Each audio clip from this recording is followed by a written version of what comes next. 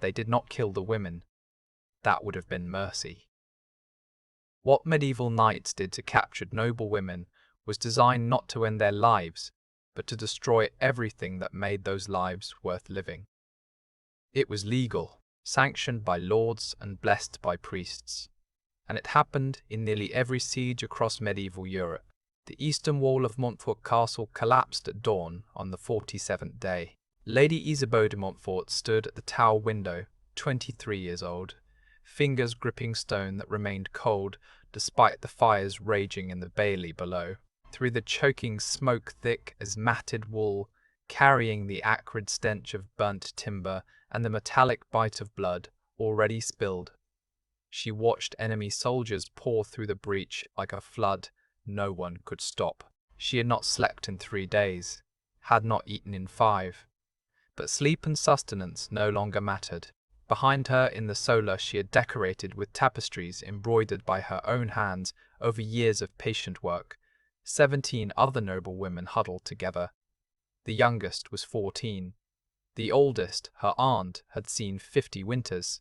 They had spent weeks preparing for this moment, praying it would never arrive, knowing with cold certainty that it would. The screams from the bailey grew louder. Closer, more desperate. Lady Marguerite, 16 years old and newlywed to a knight who now lay dead in the courtyard with his throat open to the spine, began to weep. Not from fear of death. Death was the kindest fate awaiting them. She wept because she understood what conquered noblewomen faced in medieval warfare, of fate meticulously designed to be worse than any execution. The solar door shuddered. Once, twice. On the third impact, the iron hinges tore from stone with a shriek of tortured metal, and armed men flooded into the room where these women had spent countless peaceful afternoons in needlework and prayer. What followed in the next hours would become whispered legend across Christendom, not because it was unusual, because it was devastatingly common. Medieval warfare had discovered something far more effective than killing enemy noblewomen. Destroying them served multiple strategic purposes that simple execution could never achieve. Chronicles from the period describe the systematic humiliation of captured noblewomen as standard military practice. When a castle fell, its female nobility became instruments of psychological warfare, weapons wielded against male survivors, tools for demonstrating total conquest, and mechanisms for erasing enemy bloodlines without spilling a single drop of noble blood. The logic was brutal in its efficiency. Execute a noblewoman and she becomes a martyr. Her family seeks vengeance. Her death ignites blood feuds that span generations, but reduce her to a state where she can never again function as a noble, where her very existence becomes a source of shame rather than pride, and you accomplish something far more devastating. You break not just her, but everyone connected to her. Records indicate that commanders specifically instructed their men on proper treatment of captured noblewomen. The goal was systematic degradation, calibrated to destroy social standing, marriageability, inheritance rights, and psychological integrity while keeping the victim alive. Alive to be seen. Alive to be displayed. Alive to serve as walking proof of total defeat. When Lady Isabeau and the others were dragged from the solar into the bailey, they passed the bodies of their fathers, brothers, and husbands. The dead were the fortunate ones. The women understood this with crystalline clarity. Ottoman siege records discovered in Istanbul archives document identical practices across different cultures and centuries. The systematic degradation of captured noblewomen transcended any single kingdom or faith. It was universal because it was effective. What made this practice particularly insidious was its legal framework. Canon law forbade the killing of noblewomen. Church doctrine protected them from execution, but nothing in medieval law protected a noblewoman's dignity, autonomy, or bodily integrity. The same legal codes that prevented her murder explicitly permitted her complete subjugation. She could not be killed, but she could be utterly destroyed.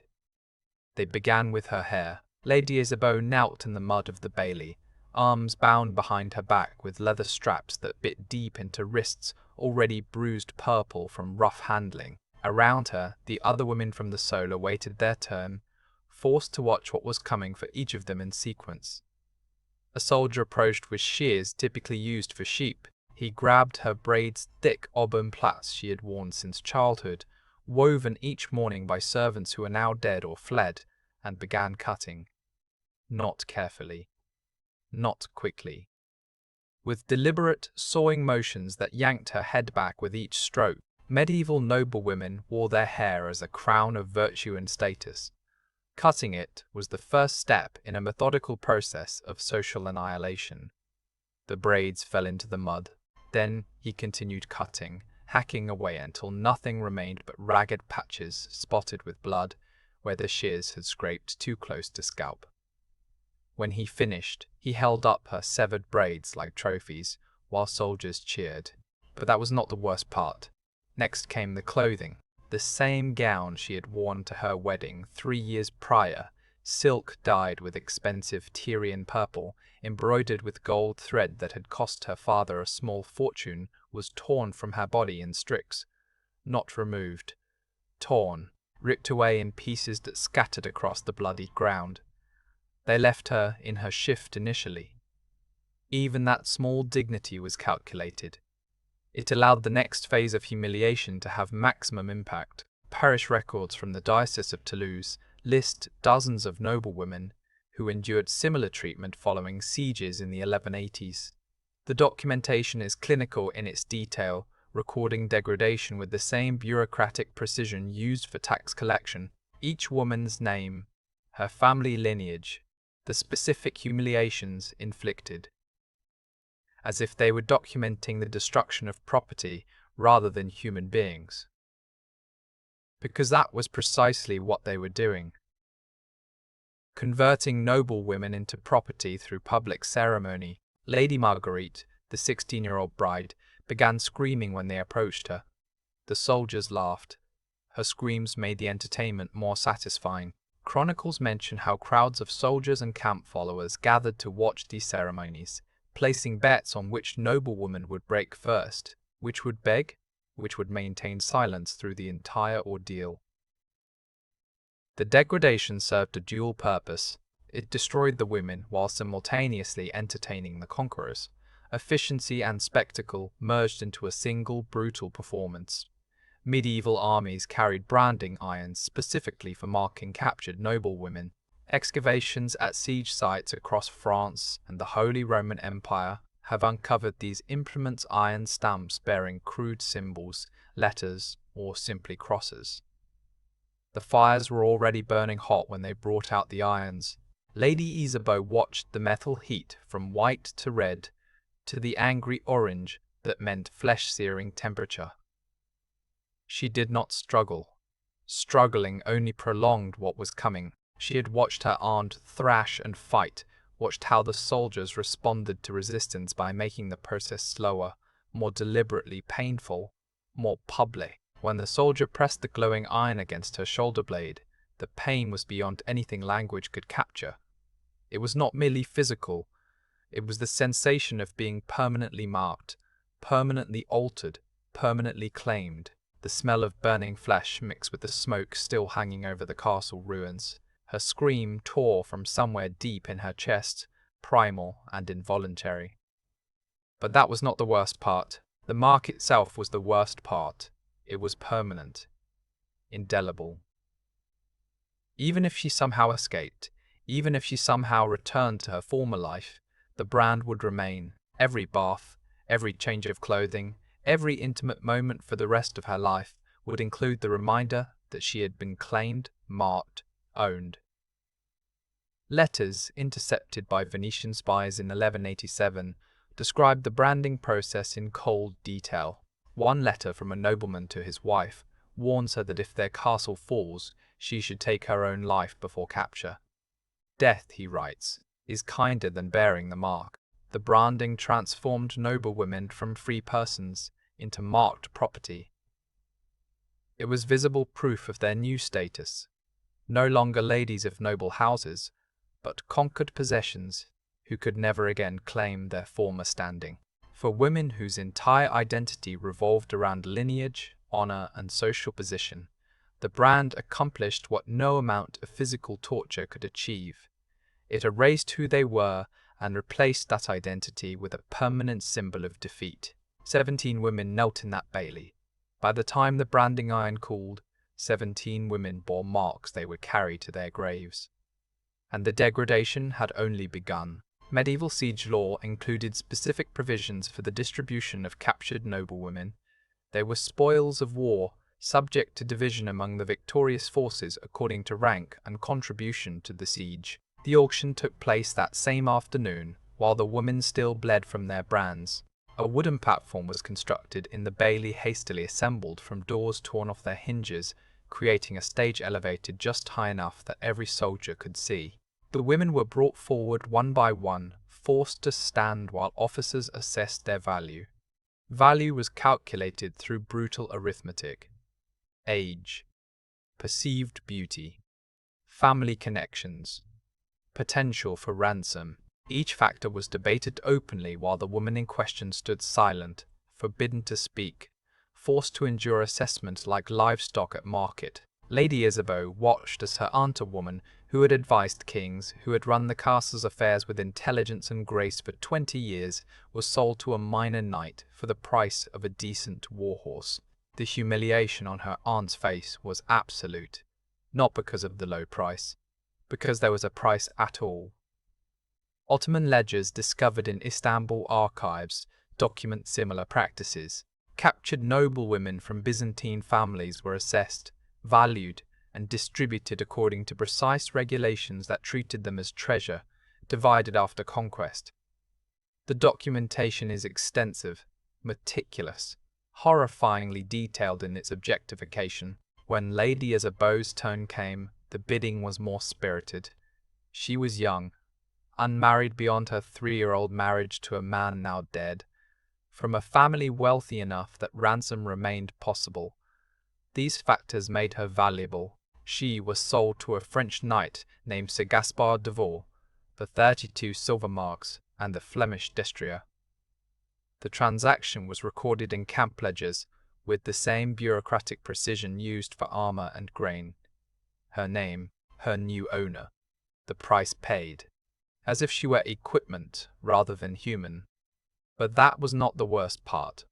The worst part was understanding that this was legal, sanctioned, that she had no recourse to law or church or any authority that might intervene.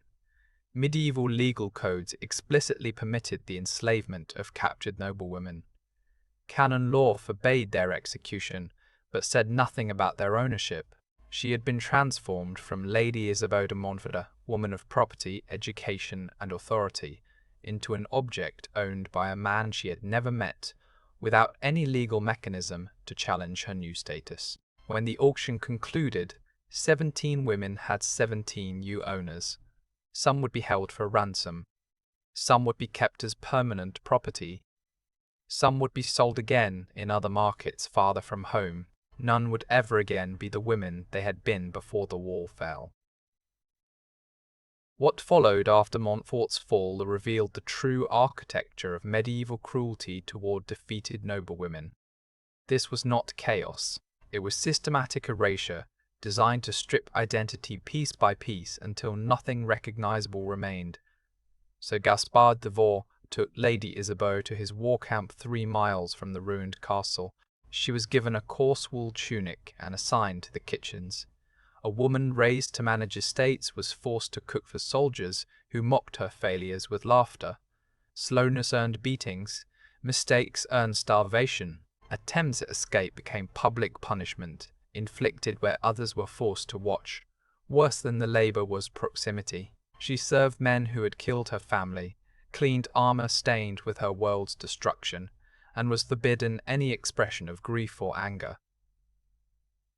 Monastic medical texts note that captured noblewomen often developed a profound melancholy, obedient, functional, but internally extinguished. Sir Gaspard was not unusually cruel by medieval standards. He simply treated her as property. That alone was enough. She scrubbed his boots, emptied his chamber pot, slept on the ground outside his tent. When guests arrived, She served silently as they discussed her family's fall as if she were furniture. Within months, the camp no longer saw a noblewoman. Her past had been erased through labor, humiliation, and repetition. Many women in similar captivity stopped speaking entirely. They worked, obeyed, and withdrew until they became ghosts inside living bodies. Lady Isabeau resisted longer than most.